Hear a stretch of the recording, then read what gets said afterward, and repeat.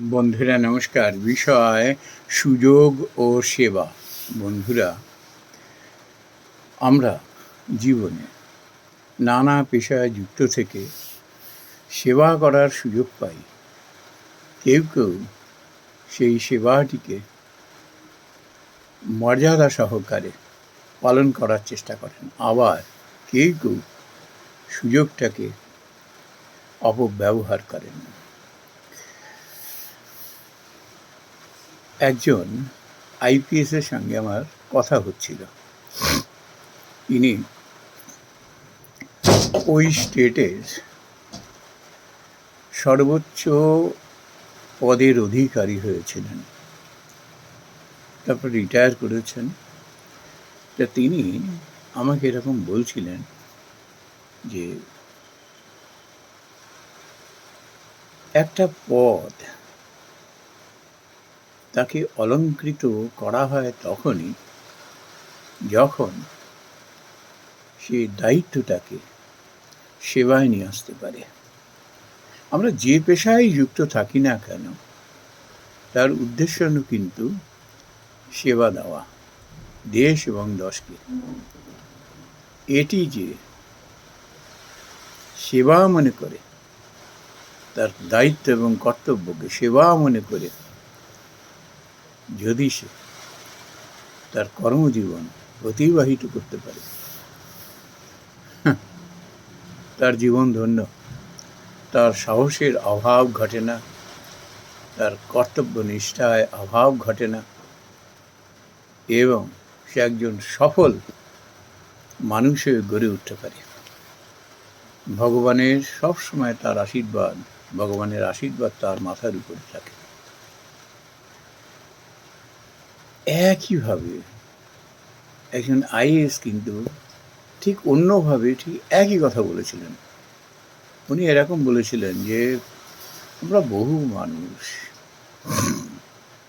অনেক উচ্চ পদ অলংকৃত করি ঠিকই, কিন্তু খুব কম মানুষ আছি আমরা সেটিকে যথাযথভাবে পালন করতে পারি, সেই দায়িত্বকে যথাযথভাবে মর্যাদার সঙ্গে আমরা সেই কর্তব্য এবং দায়িত্বকে নেভাতে পারি। তার কারণ কি? মানুষ যখনই মনে করে যে বহু মানুষের মধ্যে থেকে আমাকে একটা সুযোগ দেওয়া হয়েছে, সেই সুযোগটা কি? দেশ এবং দেশের সেবা। সে সব সময় এত সচেতন থাকে, নিজের বিবেককে জিজ্ঞাসা করতে থাকে। সে কর্মশেষে সে বিশ্লেষণ করে, কতটুকু ঠিক করলো, কতটুকু ভুল ভ্রান্তি হয়ে গেল। এবং সব সময় কন্টিনিউয়াল প্রসেস বলে না আইএসওর টার্মে, আইএসওর যে স্ট্যান্ডার্ড, এই continual process, this is very important aspect.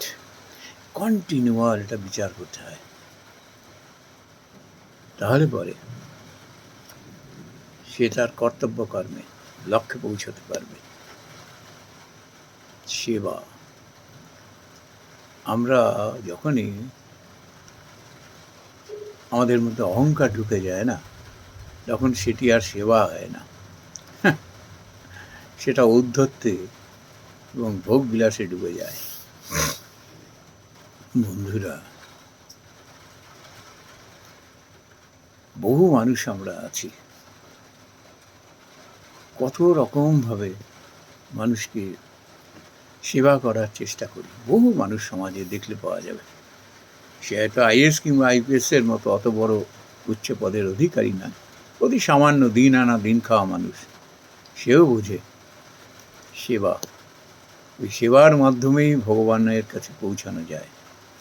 মানুষকে সেবা,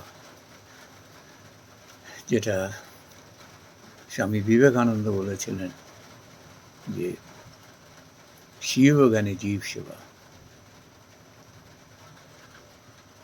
কিন্তু আমরা যখনই বড় প্রফেশনাল হয়ে যায়, উচ্চ পদ অধিকার করি যখন, আমরা বহু মানুষ আছে নিজেকে ঠিক রাখতে পারি না।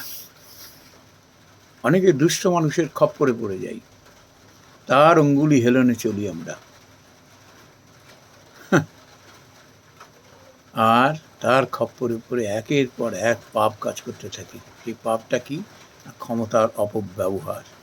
সেবার নামে ওই দুষ্ট মানুষদের সঙ্গ দিয়ে শোষণ করতে থাকি আমরা মানুষকে। এই জন্য যারা খুব, এই দুইজন আইপিএস, এই দুজন যে প্রফেশনালের কথা বললাম, একজন আইএস একজন আইপিএস,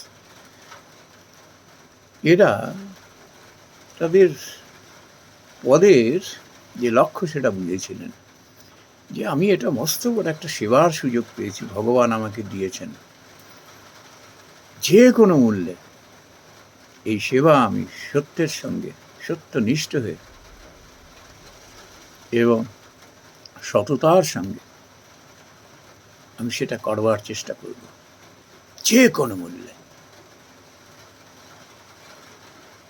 এবং তার পরিণাম হিসেবে তার কখনো সাহসের অভাব হয়নি, কখনো সে তার আদর্শ থেকে বিচ্যুত হয়ে যায়নি। সেবা,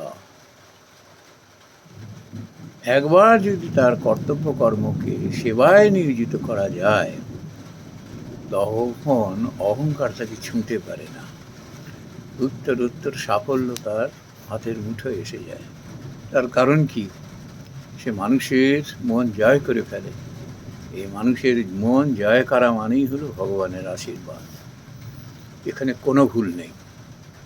যত মানুষ পৃথিবীতে আমরা দেখি, ইতিহাস খুঁজলে কিংবা বর্তমান যুগে আমরা যেসব মানুষকে দেখি, আমরা ঠিক এইরকম প্রকৃতির।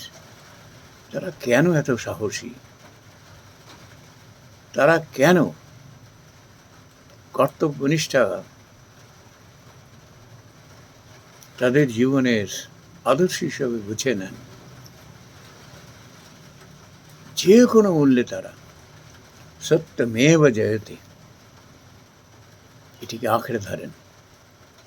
প্রাণ চলে যায়, সত্যকে ছেড়ে দেয় না। সব কিছু তাকে ছেড়ে দেয়, সত্যকে সে ছাড়ে না। সে জানে সবাই চলে গেলেও ভগবান তার সঙ্গে আছে। এমন মানুষই তো আমাদের হৃদয়ে জায়গা করে নেয়। আর এটাই তো আমাদের আদর্শ হওয়া উচিত, জীবনের লক্ষ্য হওয়া উচিত। এই জন্য অনেক মানুষ আমরা সুযোগ পাই সেবা করবার, কিন্তু পারি না, আদর্শ থেকে বিচ্যুত হয়ে যাই। যখন সেবার নামে আমরা যখন শোষণ করি, অহংকারে ঔদ্ধত্যে যখন আমাদের স্বভাব পরিপূর্ণ হতে থাকে, আমরা তত আদর্শ থেকে বিচ্যুত হয়ে সেবার নামে শোষণ, ভোগবিলাস করতে থাকি, আর অশুভ মানুষকে সঙ্গ দিয়ে পদের অমর্যাদা করতে থাকি, অপব্যবহার করতে থাকি। এই জন্য এইসব মানুষ সুযোগ পেয়েও তার সদুপয়োগ করতে পারে না, পায়ে ঠেলে দেয় এবং তার পরিণাম তাদের ভুগতে হয়। নমস্কার বন্ধুরা।